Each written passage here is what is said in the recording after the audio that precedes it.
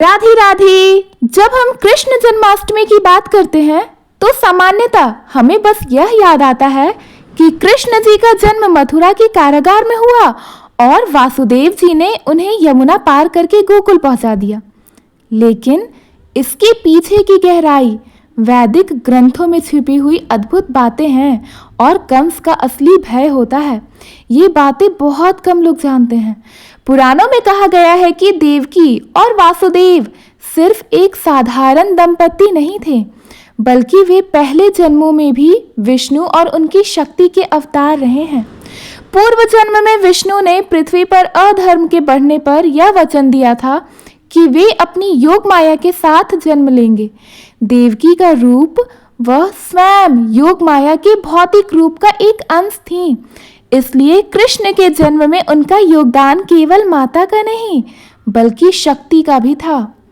कंस केवल एक क्रूर राजा नहीं था, बल्कि वह एक गहरे भय में भी जी रहा था। नारद मुनि ने जब उसे बताया कि देवकी की 8वीं संतान ही उसकी मृत्यु का कारण बनेगी, तो कंस के मन में यह भय हर पल बढ़ता गया। बहुत कम लोग जानते हैं कि यह भविष्यवाणी केवल शब्दों में नहीं थी। मथुरा के ज्योतिषियों ने भी एक अशुभ ग्रह संयोग की पहचान की थी, जो बताता था कि एक अद्भुत आत्मा जन्म लेगी जो अत्याचार का आतंक को अंत करेगी। वैदिक ग्रंथ कहते हैं कि कृष्ण के जन्म से कई महीनों पहले प्रकृति में अद्भुत बदलाव आने लगे थे। यमुना का जल असामान्य रूप से शीतल और शुद्ध हो गया था। गोकुल और मथुरा के आसपास के वन हरियाली से भर गए, जैसे कोई अदृश्य शक्ति धरती को सजा रही हो। कई साधु संत दूर दूर से मथुरा आए, मानो उन्हें किसी अज्ञात आवाहन ने बुलाया हो। कृष्ण के जन्म की रात मथुरा के कारागार में असंभव घटनाएं घटी थी। देवकी और वासुदेव की बेड़ियां अपने आप खुल गईं। कारागार के द्वार पर ताले बिना चाबी के ही टूट गए। पहरेदार गहरी नींद में चली गई थी, जैसे किसी ने उन पर निद्रा का जादू कर दिया हो। यह शब्द योग माया का ही कृपा था, जो स्वयं वहां उपस्थित थी, लेकिन अदृश्य रूप में। बहुत कम लोग जानते हैं कि भगवान श्री कृष्ण के जन्म के समय साधारण शिशु के रूप में नहीं, बल्कि 4 भुजाओं वाले शंख, चक्र, गदा, पद्म धारण किए हुए विष्णु के रूप में प्रकट हुए थे। देवकी ने उनका यह रूप देखकर हाथ जोड़ दिए और प्रार्थना की कि वे साधारण शिशु का रूप धारण करें, ताकि कंस को संदेह न हो। वासुदेव ने भी कहा, हे प्रभु, मुझे अपना कार्य करने दें, मैं आपको गोकुल ले जाता हूँ। वासुदेव ने जब शिशु कृष्ण को टोकरी में रखा और यमुना की ओर बढ़े, तो वर्षा और तूफान भयंकर रूप से हो रहे थे। यमुना का जल बढ़ा, लेकिन जैसे ही वासुदेव नदी में उतरे, जल अपने आप 2 भागों में बट गई। एक कम ज्ञात तथ्य यह है कि यमुना ने कृष्ण के चरण छूने के लिए एक बार लहर उठाई, जिससे वासुदेव का पैर डगमगा गया था। तब यमुना जी भी शांत हो गई थी। गोकुल पहुंचकर वासुदेव ने कृष्ण को नंद बाबा के घर रख दिया, जहां उसी समय यशोदा ने एक कन्या को जन्म दिया था। यह कन्या कोई साधारण बालिका नहीं थी, बल्कि योग माया का ही अवतार थी। जब कंस ने इस कन्या को मारने की कोशिश की, तो वह उसके हाथ से छूटकर आकाश में चली गई और अपने वास्तविक स्वरूप में बोली, अरे मूर्ख, तेरा काल तो मथुरा से जा चुका है। अधिकतर लोग जानते हैं जन्माष्टमी को सिर्फ कृष्ण जन्मोत्सव मनाया जाता है। मखाना, पंचामृत का प्रसाद, झूलों की सजावट और रात्रि 12 बजे आरती होती है।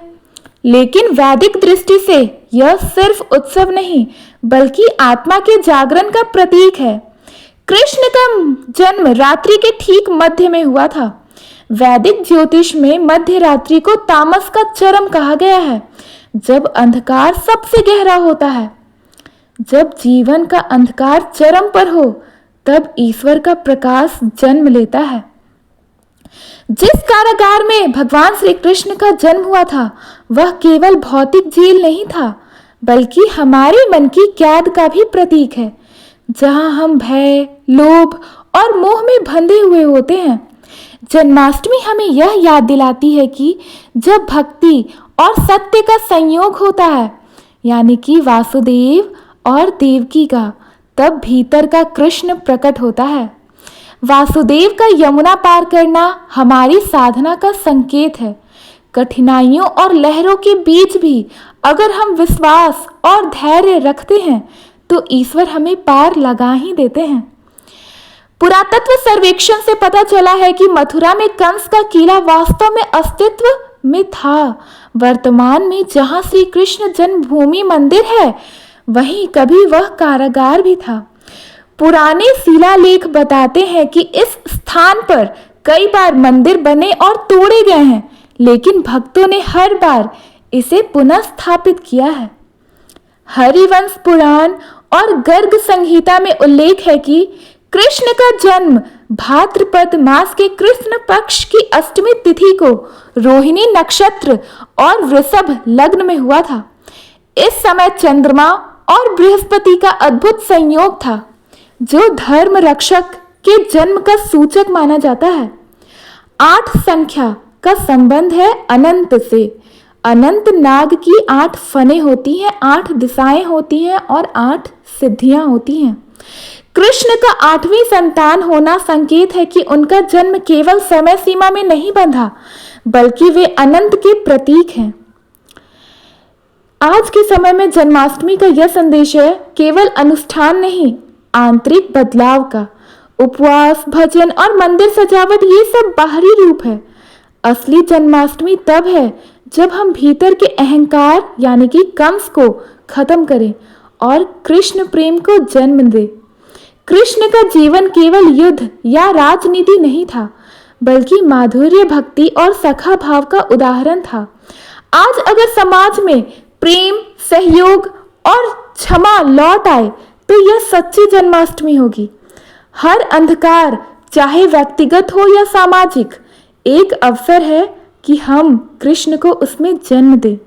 चाहे परिस्थिति कितनी भी कठिन क्यों ना हो, विश्वास, धैर्य और भक्ति हमें पार लगा ही देते हैं, जैसे वासुदेव ने यमुना पार कर गए थे।